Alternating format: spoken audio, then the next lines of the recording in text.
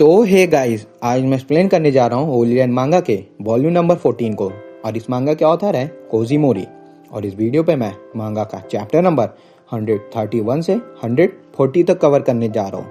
So please, अगर आपको video अच्छी लगती है तो चैनल को सब्सक्राइब, वीडियो को लाइक और हाइप कर दीजिए, जिससे मुझे वीडियो बनाने में मोटिवेशन मिले और आपको वीडियोस की नोटिफिकेशन। तो चलिए अब चैप्टर शुरू करते हैं। तो चैप्टर की शुरुआत में हम मसाकी को देखते हैं, जो टोपी वाले बंदे के सामने आ जाता है और कहता है, मैं अपने वर्ड्स वापस लेने आया हूँ। तो यह सुन टोपी वाला बंदा डर जाता है। पर आगे हम देखते हैं कि मसाकी इस बंदे को मार मार कर इसकी हालत खराब कर देता है और ये बंदा मसाकी से सॉरी बोलने लगता है। तो यह सुन मसाकी इस बंदे से कहता है, इस बार और मुझसे माफ़ी मांग।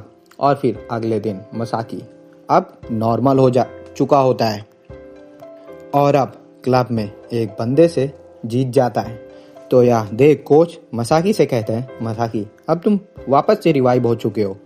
तो यह सुन मसाकी हाँ करता है और फिर रात में मसाकी फिर से उसी ग्रुप के एक बंदे को पीछा करने लगता है और उसे पकड़ते ही उसे फाइट करने लगता है। और फिर आगे मसाकी अब रिवाइव हो जा रहा होता है और वो क्लब में भी और उस ग्रुप के हर एक बंदे को पकड़ पकड़ कर उन्हें ढूंढ ढूंढ कर मार रहा होता है और सभी से अपना बदला ले रहा होता है।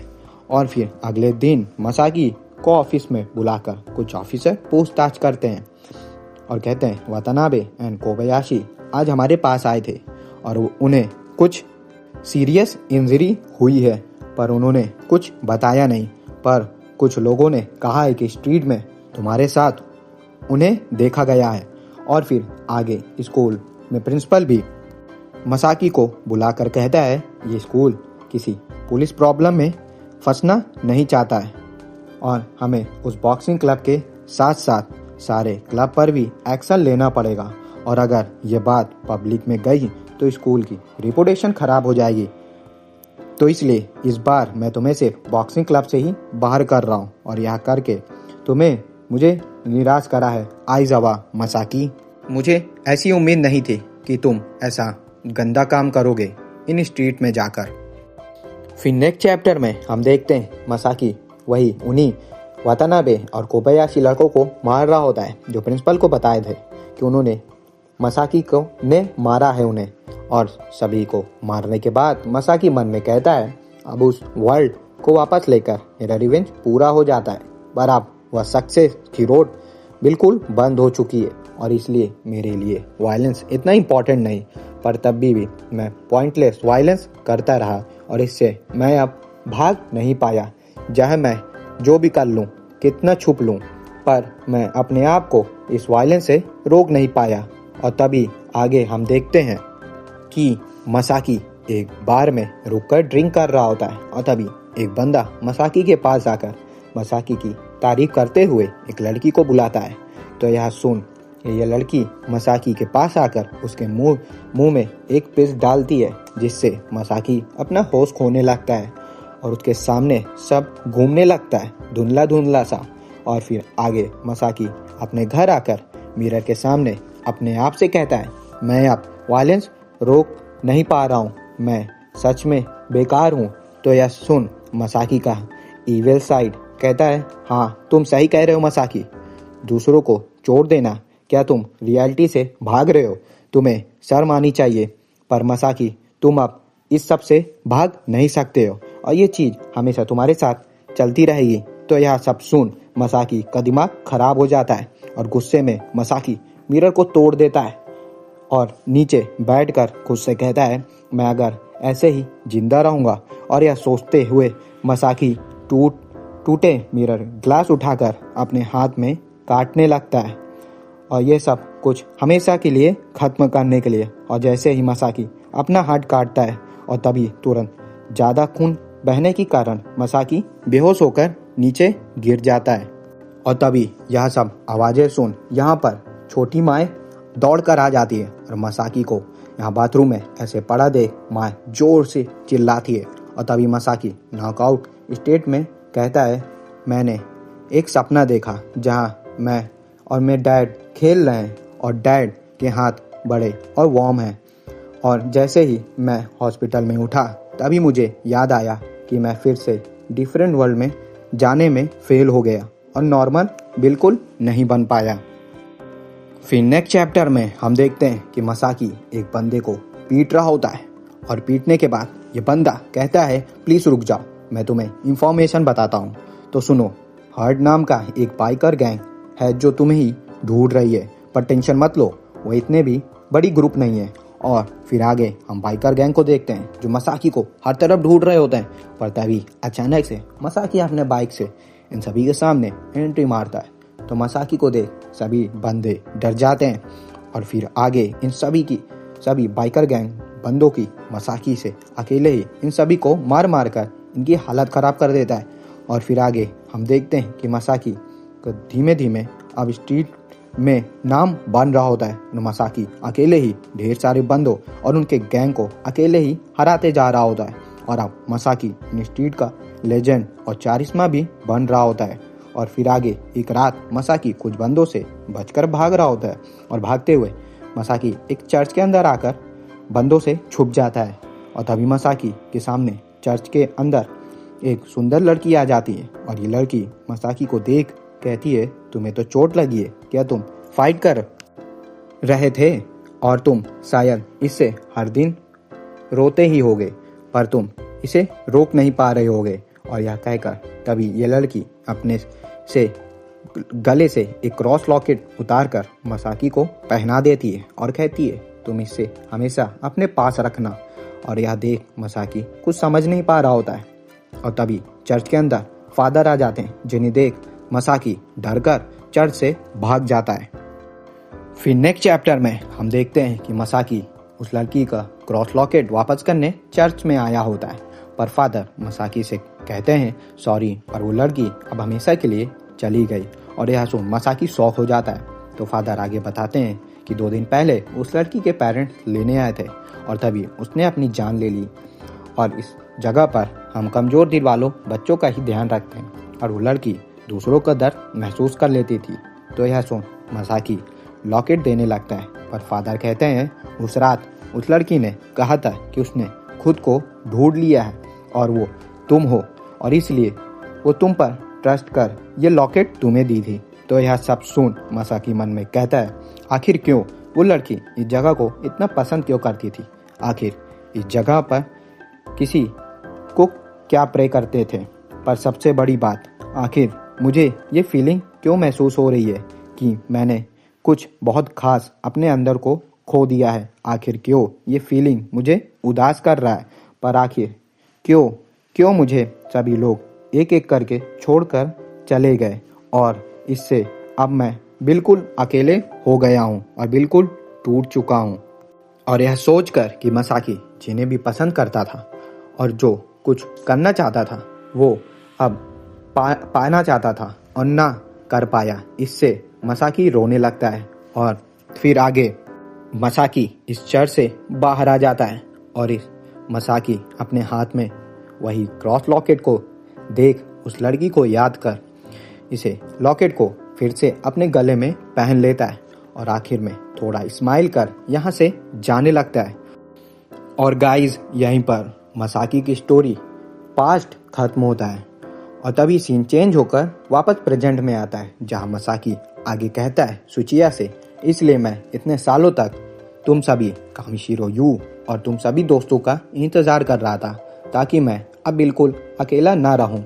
और फिर आगे अब ये स्टोरी सुनते हुए दिन हो जाती है जहाँ सीन में, और तभी मसाकी सुचिया को थैंक्स करता है हर चीज के लिए और उसके ये स्टोरी सुनने के लिए और हमेशा साथ रहने के लिए। फिर नेक्स्ट चैप्टर में हम यू को देखते हैं जिससे फाइट करने अदाची से एक बॉक्सर आया होता है और यहाँ के बंदों को देख ये बॉक्सर कहता है यू अगर मैं तुम्हें हरा दूंगा तो ये सारे सेतागावा मेरे कंट्रोल में आ जाएगा। तो यह सुन यू कहता है मैं यहाँ का कोई लीडर नहीं हूँ, पर यह मेरे से ज़्यादा स्ट्रॉन्ग बंदे भी हैं, तो तुम्हारे चैलेंज को मैं ज़रूर एक्सेप्ट करता हूँ, तो चलो अब हम फाइट करते हैं। तो यह सुन ये बॉक्सर मन में कहता है इस बंदे में कुछ बात तो है, इसका ऑरा बहुत ही स्ट्रॉन्ग लग रहा है। और यह कहते ही बॉक्सर बंदा फाइट के लिए रेडी हो जाता है और तभी अचानक से बॉक्सर यू पर जोरदार पंच करता है जिसे यू अपने दोनों हाथ से रोक देता है और तुरंत यू हटकर इस बॉक्सर के पैर को पर जोरदार किक मारता है, जिससे इस बॉक्सर की स्पीड थोड़ी कम होती है और तुरंत फिर से यू पर अटैक करता है, जिससे यू आराम से डॉज कर लेता है और बॉक्सर के मुंह पर जोरदार पंच उसके पैर पर किक मारकर बॉक्सर की हालत खराब करने लगता है। और यह टेक्निक यू बॉक्सर पर बार बार कर बॉक्सर को अटैक करने का मौका ही नहीं दे रहा होता है और यह मूव यू योशितो के फाइट में से देख कर सीख लिया होता है। और यू को ऐसे फाइट करते देख यहाँ खड़े सभी लोग डरने लगते हैं और कहते हैं यू सच में बहुत ज़्यादा स्ट्रांग बन गया है। और आगे फिर यू इस बंदे की हालत खराब देख इससे कहता है अब हमें इस फाइट को रोक देना चाहिए। और यह सुनते ही ये बॉक्सर बंदा नीचे बैठ जाता है और आखिर में अपनी हार मान लेता है यू से। फिर नेक्स्ट चैप्टर में हम देखते हैं कि ये बॉक्सर हार कर यहाँ से जाने लगता है और तभी यू शोगो की तरफ देखता है तो शोगो यू से कहता है यू आज तुमने अच्छा फाइट करा। तो यह सुन यू गुस्से में कहता है ये तुमसे मैं नहीं छोड़ना चाहता। तो यह सुन शोगो भी गुस्से में कहता है लगता है यू अभी तुम्हारे अंदर का जोश बचा हुआ है, तो क्यों ना आज यही हम फैसला कर लेते हैं और ये मैटर हमेशा के लिए ख़त्म कर देते हैं। तो आओ यू मुझसे फाइट करो। और यह सुनते ही यू भी सीरियस हो जाता है फाइट करने के लिए, पर तभी इन दोनों के बीच मसाकी आकर इन दोनों को रोकता है और दोनों से कहता है यू अब फाइट के लिए तैयार नहीं है, वो थक चुका है और ये फाइट कोई फेयर फाइट नहीं होगी। और हाँ अब शायद पुलिस पेट्रोल भी यहाँ आ रही होगी, तो अब हमें यहाँ से जाना होगा। तो यह सुन शोगो जाते हुए कहता है यू याद रखना मैं तुम्हें हराए बिना रुकूंगा नहीं, तो मेरा इंतज़ार करना। और यह कहकर शोगो यहाँ से चला जाता है और फिर हम आगे स्कूल का सीन देखते हैं जहाँ शिन यू से कहता है आखिर क्यों शोगो तुमसे इतना फाइट करने के लिए उतावला हो रहा है। और फिर आगे हमें नरेटर बताते हैं कि अगर यू स्ट्रांग ना बने तो वो खुद को सेफ फील नहीं करेगा और इसलिए वो शुरू से बस बुली और बस सफ़र कर रहा था। और इसलिए ये मार्शल आर्ट यू के लिए न गेम और ना स्पोर्ट है, न सिर्फ यू के लिए एक वेपन है। पर अगर हम शोगो का रीज़न देखें तो शोगो यू से बिल्कुल अलग सोचता है। उसके लिए ये मार्शल आर्ट कोई गेम नहीं है, उसके लिए एक डिज़ायर है अपने को स्ट्रॉन्ग करना और स्ट्रॉन्ग बनना। और तभी यू देखता है कि दूसरी तरफ कुछ लड़के किसी लड़के को बुली कर रहे होते हैं और यह देख यू तुरंत इनके पास आ जाता है और इन सभी को मना करता है उस लड़के को बुली करने के लिए। तो यह सुन एक बंदा कहता है हम तुम्हारी बात नहीं मानेंगे, तो तुम क्या कर लोगे। और तभी शिन यू का नाम लेता है। तो यह सुन सारे बंदे तुरंत डर जाते हैं और रुक जाते हैं और कहते हैं ये तो वही फेमस ठग हंटर है। और यह सुनते ही सारे बंदे डर कर यहाँ से चले लगते हैं और इस लड़के का पूरा पैसा भी दे देते हैं। तो यह पैसे उठाकर यू इस लड़के को देने लगता है, पर यह बुली लड़का यू से डर कर यहाँ से भाग जाता है और मन में कहता है ये तो ठग हंटर है, मुझे यहाँ से जल्दी भाग जाना चाहिए। तो यह देख शिन यू से कहता है उसने तो तुम्हें थैंक्स भी नहीं कहा। तो यू कहता है कोई बात नहीं, पर शिन कहता है सच में यू तू बहुत बदल चुके हो, तुमने आज एक फर्स्ट ईयर लड़के को बचाया है। तो यह सुन यू शर्माने लगता है और खुश होता है। फिर नेक्स्ट चैप्टर में हम माई को देखते हैं जो अपने ड्रीम में वही जगह की तरफ बढ़ रही होती है जहाँ मसाकी ने अपना हाथ काटा होता है। और यह सीन माई बार बार अपने सपने में देख रही होती है जहाँ मसाकी के जगह पर माई के सामने यू का चेहरा आ जाता है और यह देख माई जोर से चिल्लाती है और तभी माई नींद से उठ जाती है और यू को याद कर रोने लगती है और कहती है आखिर क्यों मुझे बार बार यू दिख रहा है मेरे सपनों में।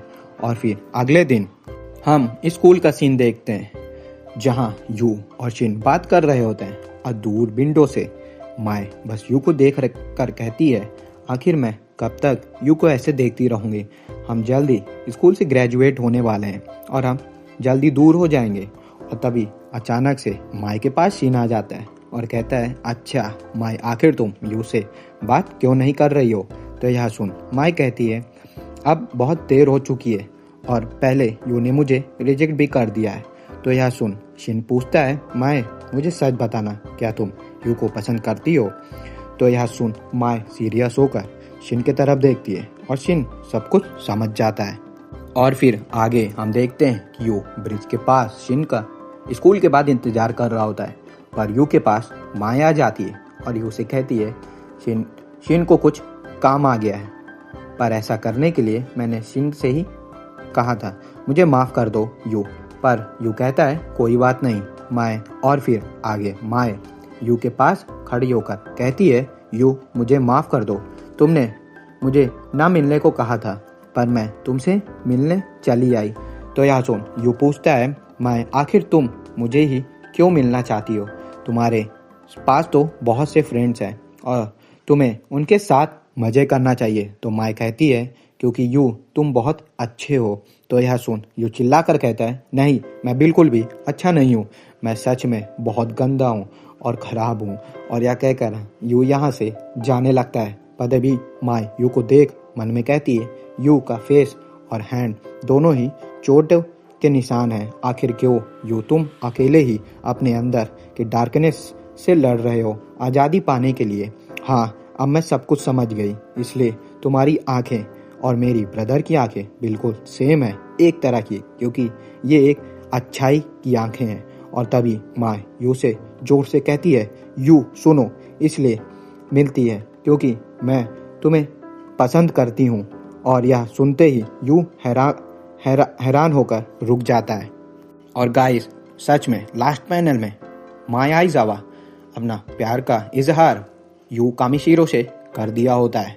और अब आगे देखते हैं कि यू क्या रिएक्शन देता है माए को। फिर नेक्स्ट चैप्टर में माए की कॉन्फ्रेंस सुन यू सीरियस होकर कहता है, माए मैंने बहुत सफ़र करा है। तो यह सुन माए कहती है, यू क्या मैंने तुम्हारी फीलिंग को हर्ट कर दिया? तो यह सुन यू कहता है नहीं। पर माए की आंखों को देख मन में कहता है, आखिर क्यों माए मुझे इतना कॉन्फिडेंस आंखों से देख रही है, इसकी आंखें में सच्चाई है। और आगे माए से कहता है, अगर तुम अच्छे से जानती हो तो तुम मुझे ऐसा न देखती। तो यह सुन माए यू के पास आते हुए कहती है, ठीक है यू, तो तुम मुझे अपना रियल सेल्फ दिखाओ। और यह कहकर माए यू के गले लग जाती है, जिससे यू शर्मा जाता है। तो माए आगे कहती है, यू अगर तुम बुरे हो या फिर अच्छे हो, अब मुझे तुम्हारे हर एक साइड को देखना है और हर चीज़ को जानना है।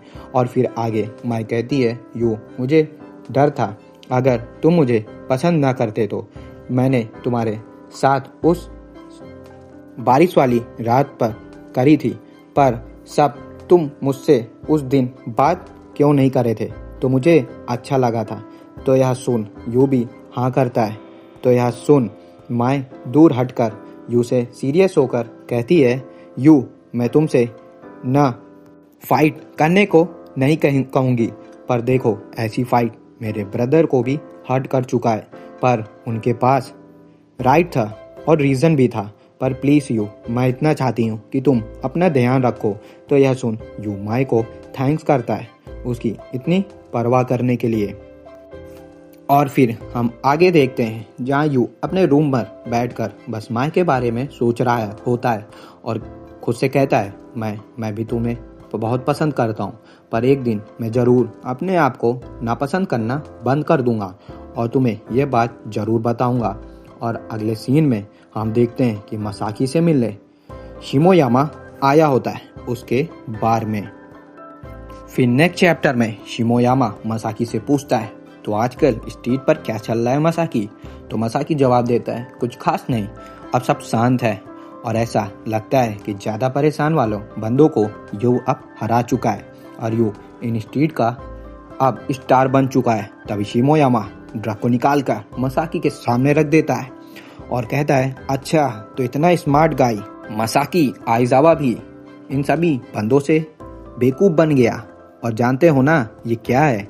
ये एक इलीगल शिरोमोन ड्रग है जो पूरे शिमोयामा से लेकर शिनजुका तक फैल रहा है और तब सभी बच्चे इससे एडिक्ट हो रहे हैं और अब ये इन स्ट्रीट में भी तेज़ी से फैल रहा है। और हाँ मसाकी, अभी हमें एक्शन लेने के लिए थोड़ा समय है, तो इसलिए अभी तुम्हारी प्रॉब्लम है कि तुम इसे जल्द से जल्द ठीक करो और आने से पहले इन स्ट्रीट को थोड़ा साफ कर दो, नहीं तो हम बड़े को एक्शन लेना पड़ेगा। और यह कहकर शिमोयामा यहाँ से चला जाता है। फिर सीन चेंज होकर यू पर आता है, जो माए और सभी के साथ घूम रहा होता है। और तभी यू को देख कुछ बंदे यू से मिलने आ जाते हैं, पर यह देख शिन कहता है ठीक है अगर यू से अभी मिलना है, पर वो अभी यू बहुत बिजी है, तुम लोगों को मुझसे मतलब मैनेजर से बात करनी होगी।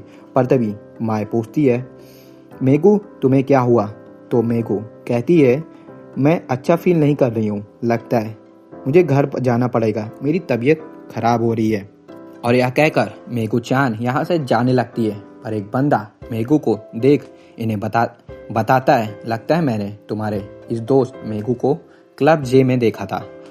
और यह सुन शिन और यू समझ जाते हैं और फिर आगे हम देखते हैं कि मेगू वही क्लब जे के पास आ जाती है जहां यागी ये गंदा रैकेट चला रहा होता है। और मेगू यागी से कहती है मुझे वो पिल्स तुरंत दे दो, पर यागी वो पिल्स को अपने मुंह पर रख देता है और कहता है आज तुम्हें यहाँ से मेरे मुंह से लेना होगा। तो यह देख मेगू को ना चाहते हुए भी अपने आप को कंट्रोल नहीं कर पाती है और तुरंत ये पिल्स यागी के मुंह से ले लेती है, वो भी अपने मुंह से। और तभी यागी के पीछे से एक बंदा आते हुए कहता है यागी मैंने तुमसे कहा है कि ये चीज किसी को फ्री में नहीं देना है, इसके पैसे लगते हैं, तुम्हें उनसे पैसे लेने चाहिए। फिर नेक्स्ट चैप्टर में मसाकी के दोस्त आपस में बात कर रहे होते हैं और तभी वतारू कहता है माई के दोस्तों में से काओरिन को छोड़कर मेगू को मैं डेट करने जा रहा हूँ। और यह सुन मसाकी के सभी दोस्त वतारू से जलने लगते हैं, पर इससे मसाकी को कोई फर्क नहीं पड़ता है। और तभी वतारू वही पिल्स बाहर निकालता है, वो कहता है यही उस क्लब का रियल किंग है। और तभी यह पिल देख मसाकी तुरंत वतारू से यह पिल छीन लेता है और कहता है वतारू यह एडिक्शन छोड़ दो। और यह बात सुनो दोस्त भी वतारू को समझाते हैं, पर वतारू गुस्से में कहता है मसाकी तुम मेरे बॉस नहीं हो, तो मुझे क्या करना है क्या नहीं ये मुझे ऑर्डर मत दो, मुझे लगा कि तुम लोग मुझे समझोगे। और तभी वतारू अपना हाथ झटक कर जाते हुए कहता है तुम लोग बस इन्हीं स्ट्रीट में घूमो एक स्कम की तरह, तो मैं जा रहा हूँ बढ़िया लाइफस्टाइल जीने। और यह कहकर वतारू यहाँ से चला जाता है बहुत बढ़िया लाइफस्टाइल जीने। और यासुके मसाकी से कहता है मसाकी ये पिल वतारू को मेगू ने दी थी। तो यह सुन मसाकी मन में कहता है क्या माई-चान ठीक होगी? और यह सोचकर मसाकी को गुस्सा आने लगता है इन सभी के ऊपर जो ये पिल इन स्ट्रीट में फैला रहे हैं। और फिर हम अगले सीन में देखते हैं कि मसाकी भी क्लब जे में आ जाता है और तुरंत मसाकी इस क्लब के लीडर यानी मेन एंटागनिस्ट किंग के सामने आकर बैठ जाता है। और किंग मसाकी से पूछता है तुम जानते हो ना मैं कौन हूँ? तो मसाकी कहता है हाँ तुम एक स्कम हो। तो यह सुन मसाकी के पीछे तेसु आ जाता है, पर किंग उसे हटने को कहता है और ये तेसु किंग का राइट हैंड होता है। तो किंग आगे कहता है मसाकी मैं कोई बुरा बंदा नहीं हूँ, बस एक कॉलेज स्टूडेंट हूँ तुम्हारे तरह नॉर्मल मतलब, और जो तुम ढूंढ रहे हो वो कोई इलीगल नहीं है, पर यह करके तुम बस हमें ही परेशान कर रहे हो। तो यह सुन मसाकी जाते हुए किंग से गुस्से में कहता है किंग अगर तुम इस शिट को स्ट्रीट से वापस साफ नहीं करोगे तो मैं तुम्हें बिल्कुल खत्म और डिस्ट्रॉय कर दूंगा। और यह कहकर मसाकी धमकी देकर यहाँ से चला जाता है। तो तेसु मसाकी को थोड़ी देर और रुकने को कहता है, पर किंग तेसु को पीछे हटने को कहता है और तेसु से कहता है यही बंदा है जो स्ट्रीट का चारिस्मा है। तो यह सुन तेसु कहता है अच्छा इसे मैं आसानी से हरा सकता हूँ। पर तभी शोगो आकर कहता है तुम में से कोई भी ऐसा नहीं है जो मसाकी को हरा सके, ये मेरा शिकार है। और तभी यहाँ पर रियू आकर कहता है पर शोगो तुम तो उसके student third Hunter Kamishiro you से ही 2 बार हार चुके हो, तुम्हारे लिए तो ये मुश्किल होगा। तो यह सुन शोगो कहता है क्या तुम मुझे फाइट करना चाहते हो? तो ठीक है आओ। पर तभी किंग कहता है हमें आपस में फाइट नहीं करनी चाहिए। और तभी किंग के पास यागी डरते हुए भाग कर आया होता है और कहता है, वो कताव आ गया है सर यहाँ पर। और तभी हम पागल कताव को देखते हैं जो चिल्लाते हुए कहता है, लेजेंडरी ड्रग किंग तुम कहाँ हो? मुझे तुमसे मिलना है, जल्दी बाहर आओ, मुझे तुमसे ड्रग चाहिए। तो गाइस यहीं पर होली लैंड मांगा का चैप्टर नंबर 140 खत्म होता है और आगे के चैप्टर मैं जल्दी लाऊंगा। और हाँ, इस वीडियो पर मैं 100 लाइक्स और 50 कमेंट का टारगेट रखता हूँ। और अगर आप लोगों को वीडियो अच्छी लगी हो तो चैनल को सब्सक्राइब कर वीडियो को लाइक और शेयर कर दीजिए। तो मिलते हैं नेक्स्ट वीडियो में, तब तक के लिए सायोनारा।